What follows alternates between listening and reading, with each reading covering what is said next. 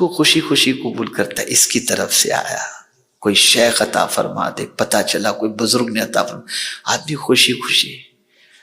کبھی رب کی طرف سے ہمیں کیا تحفہ ملا ہے اس کے بارے میں سوچا آپ نے؟ اور اس تحفے کی شان بھی قرآن نے بیان کی، فرمایا یا ایھا الناس، اے لوگو، پرٹیکولر مسلم سے نہیں کہا جا رہا، لوگوں سے، جنرل انسانوں سے کیا کہا جا رہا ہے؟ قد جاءتکم من ربکم، تمہارے رب کی طرف سے تمہارے پاس آیا، آئی تمہارے رب کی طرف سے۔ کس کی طرف سے؟ تمہارے۔ کیا چیز آئی؟ جیسا سخی ہو ویسی عطا ہوتی ہے نا بھئی۔ کوئی بہت بڑے مائنس والے کے پاس آپ چندہ لینے کے لیے جاؤ تو 500 روپے تو نہیں دے گا نا، وہ جیسا ہوگا اسی حساب سے عطا کرے گا۔ تو میرا رب سب سے بڑا اور اس کی عطا بھی سب سے بڑی عطا۔ تو وہ فرماتے قد جاءتکم من ربکم، تمہارے رب کی طرف سے تمہارے پاس آئی کیا؟ موعظہ، نصیحت۔ نصیحت آئی۔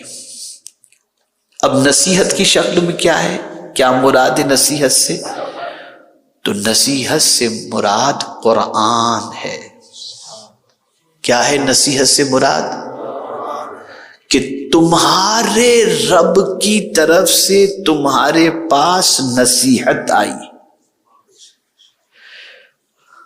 اب نصیحت کسے کہتے ہیں؟ تو نصیحت کے معنی یہ ہوتا ہے جو دلوں کو نرم کر دے، یا تو اللہ کے حکم پر عمل کرنے کے لیے یا اللہ کی نافرمانی سے بچنے کے لیے۔ جو نصیحت دل کو نرم کر دے اسی کو موعظت کہتے ہیں، اور موعظت کی شکل میں اللہ نے قرآن کو نازل فرمایا۔ اس قرآن کی تاثیر ہے کہ یہ دلوں کو نرم کر دیتی ہے۔ میں آپ کو نسخہ دے رہا ہوں بہت اہم۔ ابھی ہفتے پہلے کی بات ہے، طبیعت بہت بے چین ہو رہی تھی، میں آفس میں بیٹھا ہوا تھا، اور آپ میں سے بھی بہت سو کی بیٹھے بیٹھے اچانک ایسا ہوتا ہے یار کیا ہوگا، ایک دم طبیعت گھبرانے لگ جاتی تھی۔ میں بھی ایسے ہی بیٹھا ہوا تھا، طبیعت بے چین تھی، کچھ سمجھ میں نہیں آ رہا تھا، گھبراہٹ ہو رہی تھی، اور لگ رہا تھا پتہ نہیں یہ کیوں کیا ہو رہا ہے۔ مجھے خواجہ صاحب یاد آ گئے، خواجہ صاحب یاد آ گئے۔ خواجہ صاحب فرماتے ہیں میرا باغ قرآن ہے، اور اس باغ کی بہار محمد صلی اللہ علیہ وسلم ہے۔ غور سے سنیے گا، خواجہ صاحب نے قرآن کو کیا کہا؟ باغ۔ کیا کہا؟ آدمی باغ میں کب جاتا ہے؟ ٹہلنے کے لیے، فریش ہونے کے لیے، دل بہلانے کے لیے، ہے نا؟ تبھی تو جائے گا نا آدمی، چلو یار تھوڑا سا دل بہلا کے آتے ہیں، پھول دیکھیں گے، ہریالی دیکھیں گے، تھوڑا سا دل بہل جائے گا، فریش ہو جائیں گے۔ قربان چاہیے۔ ہم لوگ گارڈن میں جاتے ہیں دل بہلانے کے لیے، خواجہ صاحب قرآن پڑھتے تھے، دل بہل جایا کرتا تھا۔ بس مجھے خواجہ صاحب کی یہ بات یاد آ گئی کہ میرا باغ قرآن ہے۔ میں نے کہا چلو باغ میں تو آدمی دل بہلانے جاتا ہے۔ میں گیا، فوراً وضو کیا، قرآن شریف کھولا، پڑھنا شروع کیا۔ 2 رکوع بھی میں نے نہیں پڑھے تھے کہ ساری بے چینی ختم ہو گئی۔ توجہ چاہوں گا، دل بہل گیا۔ قبر جہاں کوئی دل بہلانے والا نہیں، کوئی تسلی دینے والا نہیں، کوئی راحت کا سامان پہنچانے والا نہیں، لیکن حضور صلی اللہ علیہ وسلم کے ارشاد کا مفہوم ہے جو قرآن کی تلاوت کا عادی ہوگا، قبر میں قرآن اس تلاوت کرنے والے کے دل کو بہلایا کرے گا. یہ قرآن دل بہلانے والی چیز، اتنی عظیم چیز ہے. اللہ نے یہ ہمیں تحفہ عطا فرمایا. تو نصیحت آ گئی. اس قرآن کے اندر اللہ نے اتنی تاثیر رکھی ہے، اتنی تاثیر رکھی ہے کہ میرے پیارے آقا صلی اللہ تعالی علیہ وسلم کے پیارے دیوانوں، کہ آپ صرف اس کو اتنا سمجھیں کہ اللہ رب العزت جل جلالہ اس قرآن کی طاقت کے بارے میں فرماتا ہے لو انزلنا ھذا القرآن علی جبل، اگر اس قرآن کو ہم پہاڑ پر نازل کرتے لَرَأَيْتَهُ خَاشِعًا مُتَصَدِّعًا مِّنْ خَشْيَةِ اللَّهِ، تو تم دیکھتے کہ اللہ کی خشیت کی وجہ سے پہاڑ ریزہ ریزہ ہو جاتا. پہاڑ، پتھروں کا پہاڑ. پتہ چلا قرآن ایسی طاقتور کتاب ہے کہ پہاڑ پر اگر نازل کی جائے تو پہاڑ ریزہ ریزہ ہو جائے. لیکن یہ قرآن کہاں نازل کیا گیا؟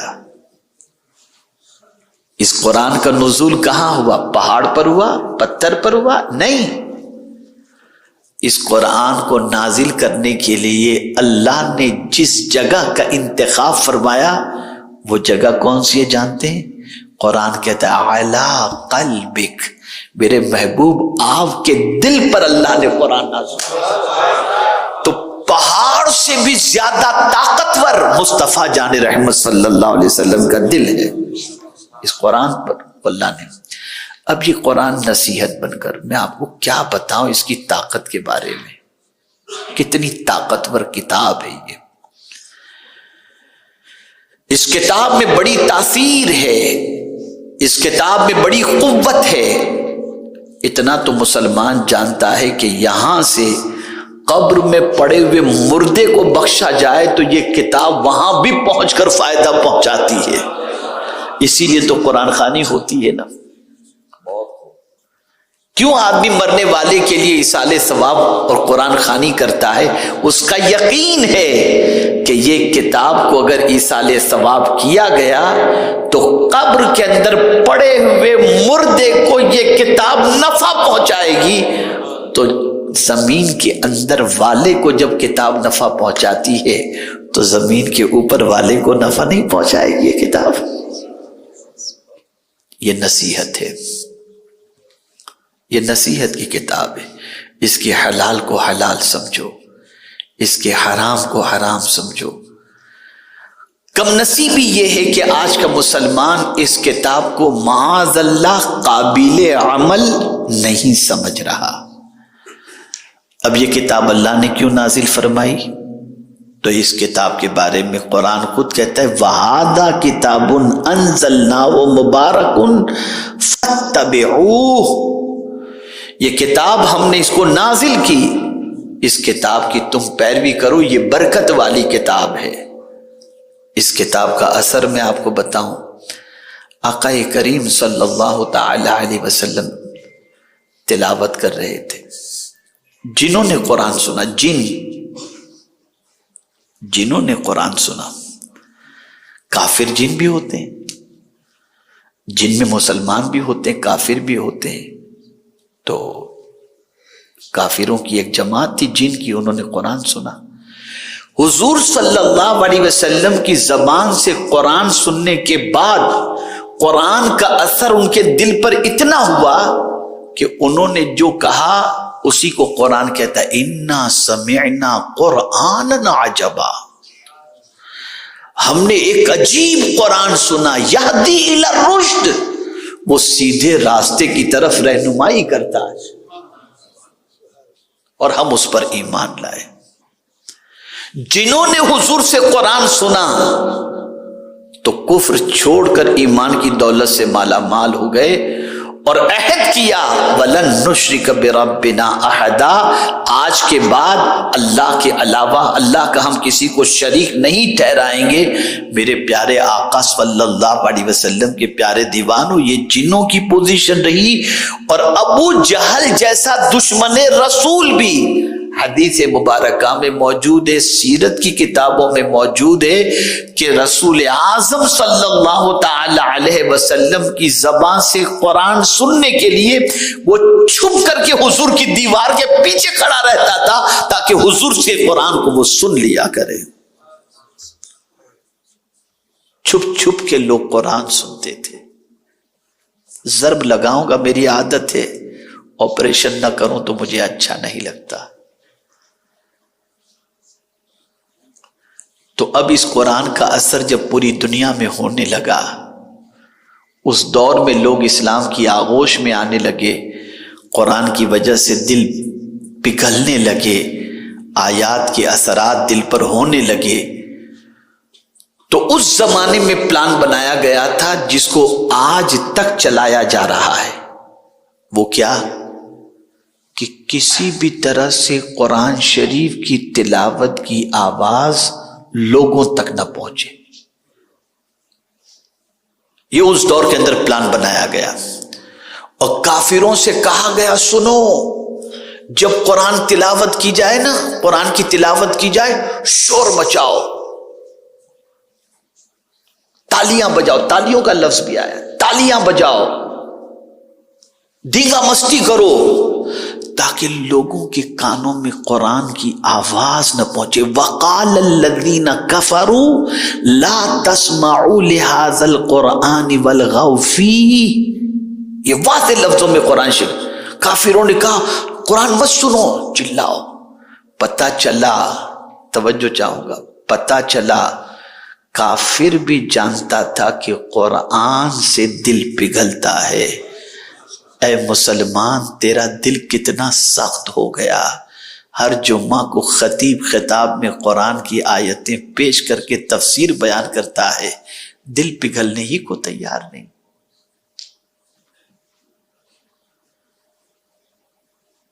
بلکہ اگر تھوڑی سی اور نصیحت کے طور پر بات کروں تو اب تو قرآن کی تلاوت بھی معاذ اللہ اچھی نہیں لگتی۔ مولانا یار بس کرو، بہت لمبی، امام صاحب بہت لمبی قرأت کرتے ہیں، یار کوئی سپر فاسٹ حافظ لے کر کے آؤ جو راجدھانی کی طرح قرآن شریف پڑھے، لوکل کی طرح کیوں پڑھتے ہیں؟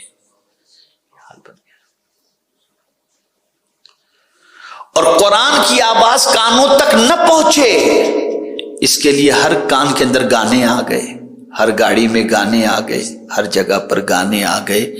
العیاذ باللہ، بہت کم مسلمان ایسے ملیں گے جن کو قرآن شریف سے کوئی دلچسپی ہو، یا قرآن سننے کا ان کے اندر شوق ہو، یا قرآن سے ان کو لگاؤ ہو۔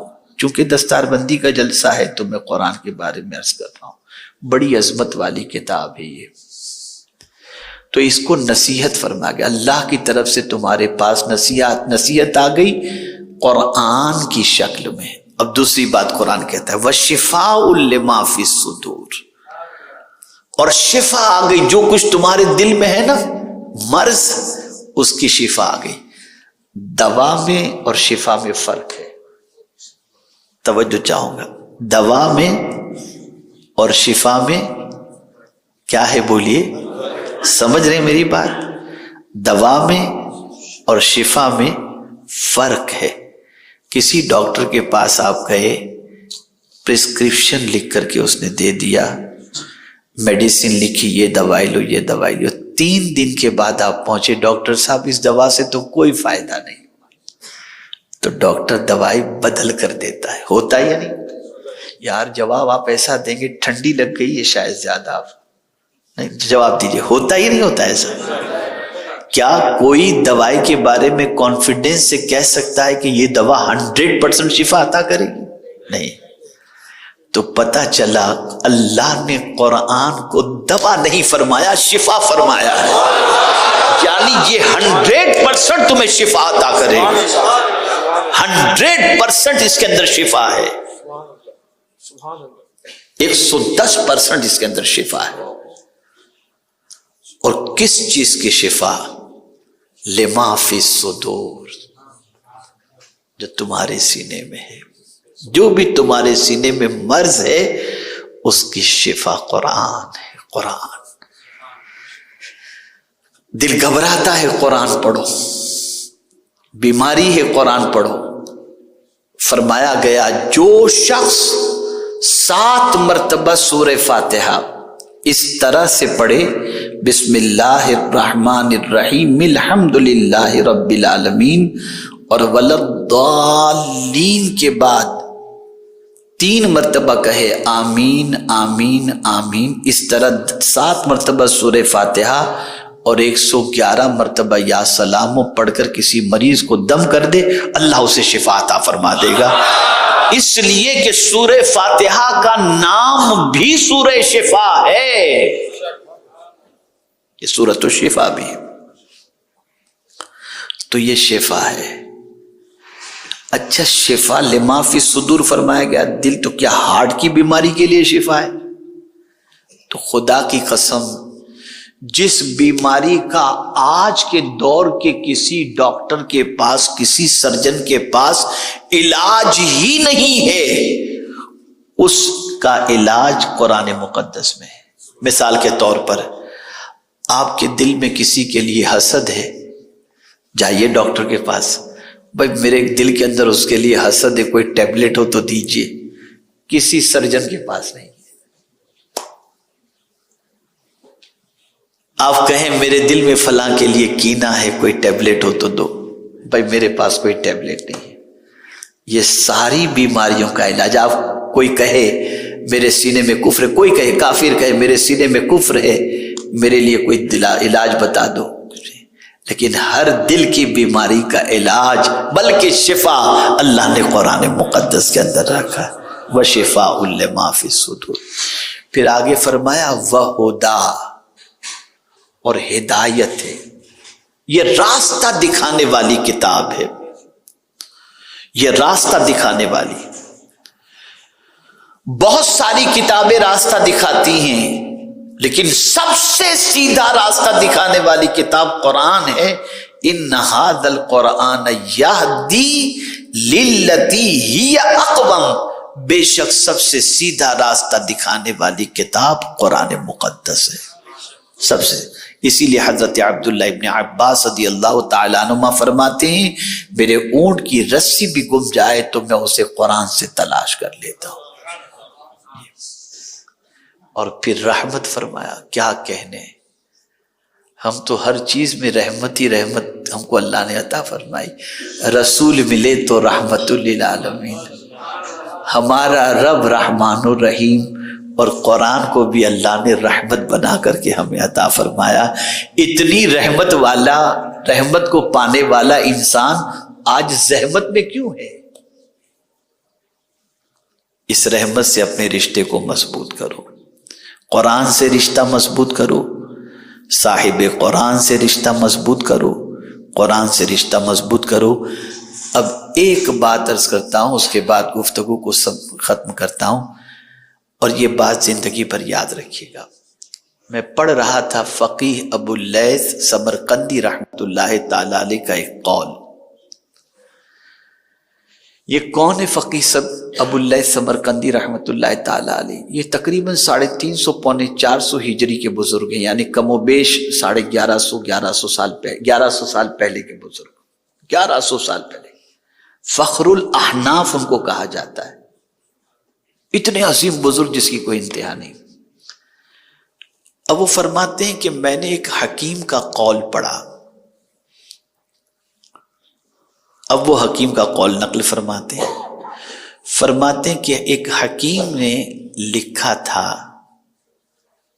کہ عقل مند کی 3 نشانیاں ہیں. کتنی نشانیاں ہیں؟ بولیے.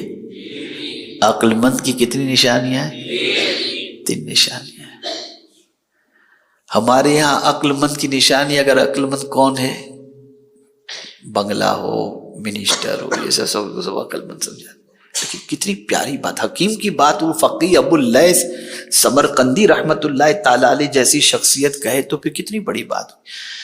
فرماتے ہیں کہ عقل مند وہ ہے جس کے اندر 3 چیزیں پائی جائیں۔ نمبر 1، دنیا کو فنا ہونے والی سمجھے، اس دنیا کو جو یہ سمجھے کہ یہ فنا ہو جانے والی ہے، ہمیشہ رہنے والی نہیں ہے، وہ بندہ عقل مند ہے۔ اس لیے کہ ظاہر سی بات ہے کہ فنا ہو جانے والی چیز کی محبت دل میں نہیں ہوتی۔ اور اب آگے بڑھ کر ہم لوگ کتنے بے وقوف ہیں، خواجہ صاحب کتنے عقل مند تھے، اس کو تھوڑا سا سمجھا دوں۔ آپ یوں سمجھیں کہ ہم فنا ہو جانے والی چیز سے تو محبت کرتے ہیں، باقی رہنے والے رب سے محبت نہیں کرتے۔ رب ہمیشہ باقی رہنے والا ہے، ہمیشہ سے ہے اور ہمیشہ رہے گا۔ اپنے دل میں جھانک کر دیکھ لیں کہ رب کی کتنی محبت ہے اور دنیا کی کتنی محبت ہے۔ تو عقل مند وہ ہے جو دنیا کو فنا ہونے والی سمجھتا ہے۔ دوسری بات انہوں نے فرمائی، ارشاد فرماتے ہیں کہ وہ موت کو یقینی سمجھتا ہے کہ کبھی بھی موت آ سکتی ہے، ڈیفینیٹ سمجھتا ہے، آ کر کے ہی رہے گی۔ اب وہ لوگ جو رات کو نیند نہیں آتی تو ایئر فون یا ایئرپورٹ لگا کر گانے سنتے سنتے سنتے آنکھ لگ جاتی ہے۔ اب میں آپ سے پوچھنا چاہتا ہوں، اگر اسی حال میں موت واقع ہو گئی تو؟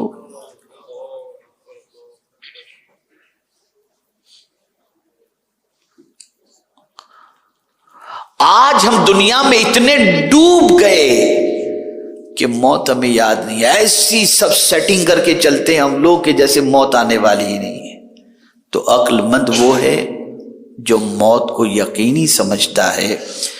اور تیسری بات آج کے دن کے حوالے سے سمجھنے کے لائق ہے، اس لیے کہ کسی کو خواب و خیال میں بھی نہیں تھا کہ بارش آئے گی 2-4 دن، کوئی نہیں سمجھتا تھا۔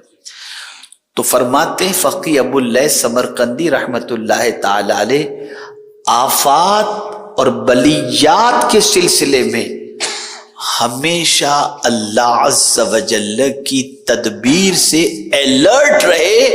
اسے نہیں معلوم ہمارے ساتھ آنے والے لمحے میں کیا ہونے والا ہے۔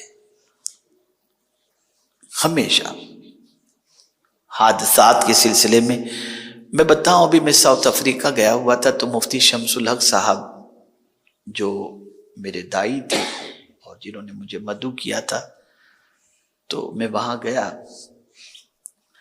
تو اب دیکھیے نا کل کیا ہونے والا ہے نہیں معلوم۔ انہوں نے کہا کہ حضرت میں وہاں پر آیا ہوا تھا انڈیا فیملی کے ساتھ، 2 دن پہلے میں 2 بچوں کے ساتھ ساؤتھ افریقہ آ گیا۔ بچوں کی 2 دن کے بعد کی ٹکٹ تھی، بیوی بچوں کی، اور میری 2 دن پہلے کی تھی۔ میں 2 بچوں سمیت آ گیا۔ اچانک کورونا کی وجہ سے ساری فلائٹیں بند ہو گئی، تو میرے بیوی بچے کئی مہینوں تک ممبئی میں پڑے رہے۔ کوئی سوچا تھا؟ کوئی نہیں سوچا تھا۔ کل کیا ہوگا نہیں معلوم، اس لیے غفلت کی چادر اٹھا کر کے پھینک دو۔ ہمیشہ اللہ عز و جل کی اطاعت اور اس کے رسول صلی اللہ علیہ وسلم کی اطاعت میں زندگی گزارتے رہو، اور ہر آنے والے پل کو بہتر بنانے کے لیے اللہ اور اس کے رسول کی تعلیمات کو دل و جان سے سینے سے لگا کر رکھو۔ اور یاد رکھیں میرے پیارے آقا صلی اللہ علیہ وسلم کے پیارے دیوانوں، قرآن سے اپنے تعلق کو مضبوط کرو، کثرت سے تلاوت کرتے رہو، دل کی دنیا بھی سنور جائے گی، طبیعت کی بے چینی بھی دور ہو جائے گی، بے قراری بھی دور ہو جائے گی، اور اسی کے ساتھ ساتھ اس کے حلال کردہ معاملات کو حلال سمجھو، حرام کو حرام سمجھو۔